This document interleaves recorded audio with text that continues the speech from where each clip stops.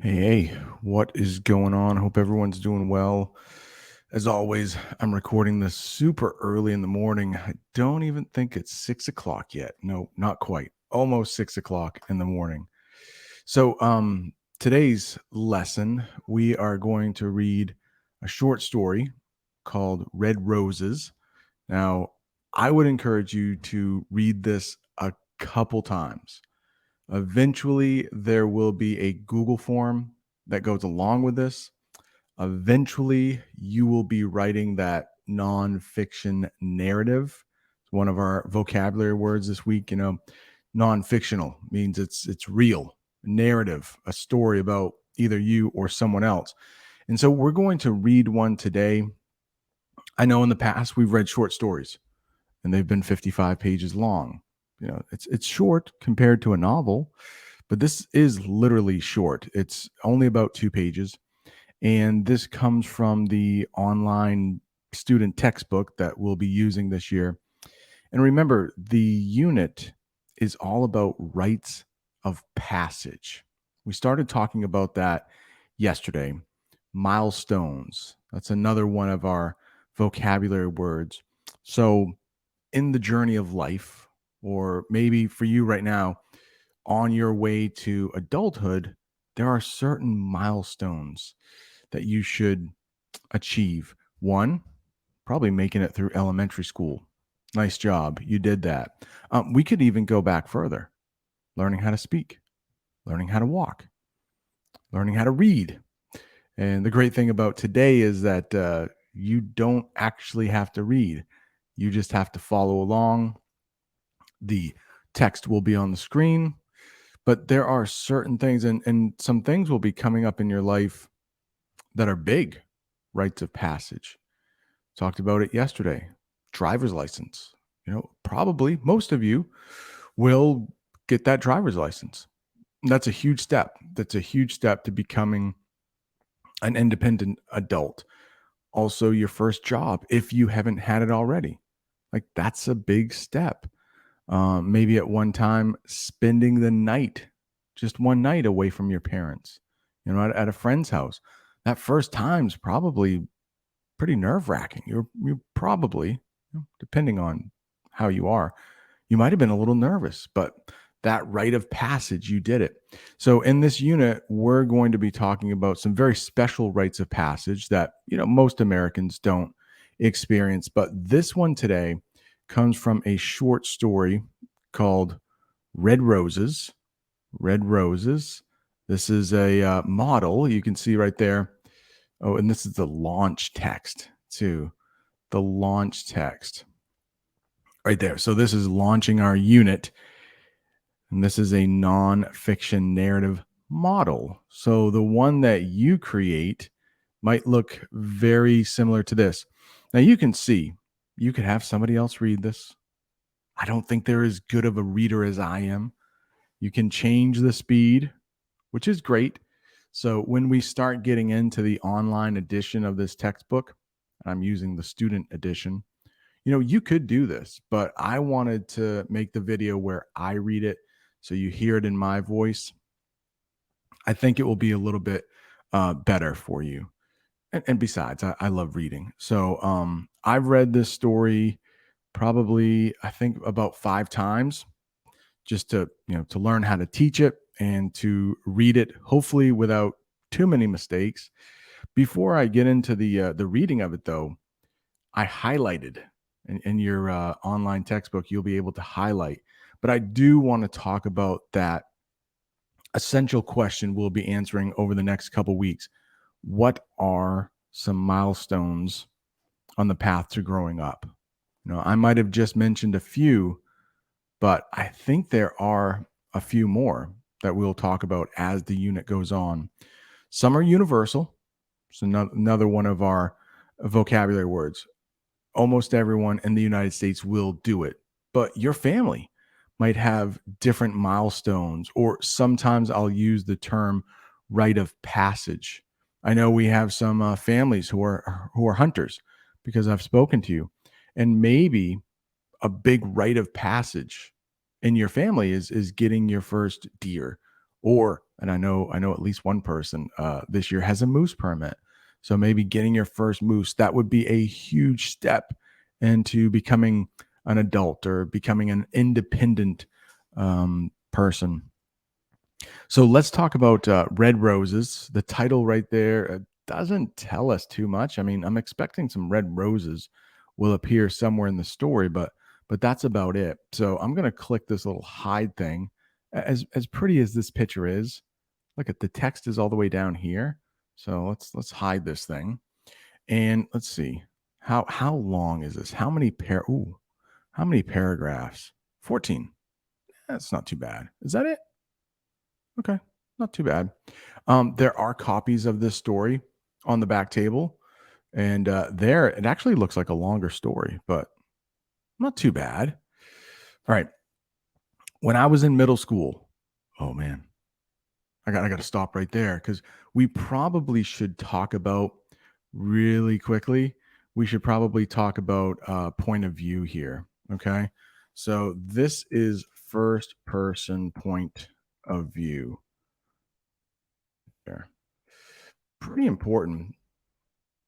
The other story that we read, Baby Kill Unicorn, it is from first person point of view. Remember, everything Win sees, we see. So whatever she doesn't see, we can't see. So we don't know how any other character is feeling unless we have some visual cues. You know, if another character has tears, we might know that they're sad. Could be happy tears. So just remember, first person point of view is very limited. We only know what that character is experiencing. We live our life, remember, in first person point of view. We don't know what other people are thinking. We might have an idea if we see their face or their body language. But so it's very important when you're reading a story, just take a look at the point of view. We haven't talked about unreliable narrator yet, but an unreliable narrator, we might not be able to believe them. They might be telling us lies. They might be they might have some mental health issues. They might be under the influence of drugs. We will read some stories throughout the year where there are some unreliable narrators, and that only happens in first person point of view. With that said, I have read this story already. I've read Baby Kill Unicorn. There's nothing in those two stories that makes me not want to believe the main character, the narrator who's telling the story. But this is from first person point of view. So let's keep that in mind as we read. And you can see this person, we don't know who it is yet. Hopefully they'll say her or his name and some dialogue, but we don't know. That's the problem too with first person point of view. They rarely say, "Hey, my name is."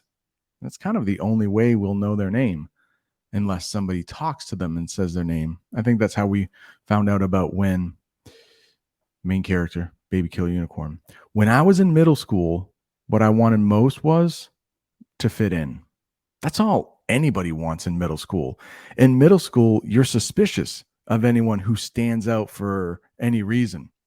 Derek stood out. We all avoided him. As you are writing your own, not yet, but in the coming weeks, as you're writing your own narrative, a couple things I want you to be aware of is the sentence length. It's not very easy to say sentence length. So in this paragraph number 1, they're all numbered, which is good. They start off with a couple longer sentences and then boom, sometimes when you throw in shorter sentences, they really stand out. Something you don't want to do in middle school, standing out. But in your writing, couple really quick sentences, it makes those words stand out. As we go through, I want to talk about word choice too. This author uses amazing word choice. I mentioned it yesterday. Instead of walking, the author uses striding, which is one of our vocabulary words this week. So much more information than just walking. Striding. If somebody is striding into the classroom, they probably have some confidence, those long steps. All right. When I was in middle school, what I wanted to do was fit in. 2, my mom had always told us never to make fun of people. So I never did. Listen, she listens to her mom. I hope you do that. Listen to your mom and dad. Listen to your teachers. I'm sure you all do that all the time. I can't say the same for my friends.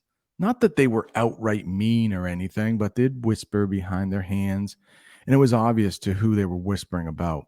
I took no part in this, as I said, but I have to admit, I steered clear of Derek, like everyone else. So as I'm reading, what's this Derek kid doing? Why is everybody avoiding him? Why is everybody talking about him? Despite my standoffishness, one of our words there, very hard to say, I think, Derek started leaving me little gifts. Every couple of days, something new. Treasures out of a cereal box or a gum machine would turn up in my locker, in my desk, in the pocket of my jacket. I did not acknowledge these things and immediately tossed them into the back of my closet when I got home. I guess I could have told my mother, but I didn't. Sometimes you have to figure things out for yourself. That's Can I highlight things? Like that's can I don't know if I can highlight. Oh, I can. Let's highlight in green. Like I really like that line because it's so true, right? Sometimes you have to figure things out for yourself. And as a parent, sometimes, I have to let my kids find out the hard way. If they don't do something, I can tell them until I'm blue in the face. Doesn't that sound like a thing a parent would say? But sometimes you just have to learn on your own. You'll remember it the next time even better. The weeks passed. Paragraph 4. I continued to ignore Derek and made sure to stay out of his way. Still, the presents continued, different one each time. I resented the fact that he spent so much time thinking up ways to get my attention. Didn't he have better things to do? That's good. We'll talk about that too. Like this question, a fancy word we might call it, let's do it in blue, is a rhetorical question. This is a question that is asked, but we don't expect a response. I mean, this author is writing to us. It's not like we can actually answer it.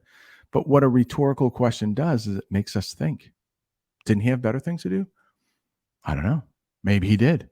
Maybe he really likes our main character. Seems like he does, leaving little treats everywhere. My friend teased me. Ooh, we finally have main character's name here. Ooh, Lila has a boyfriend. Lila has a boyfriend, they sang out. It didn't seem fair. I tried so hard to fit in, to fade into the woodwork, but here I was, being teased, the butt of a joke, the center of attention.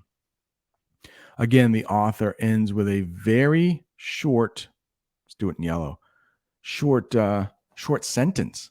You know what? It's actually not even a sentence. The center of attention. It's just the subject.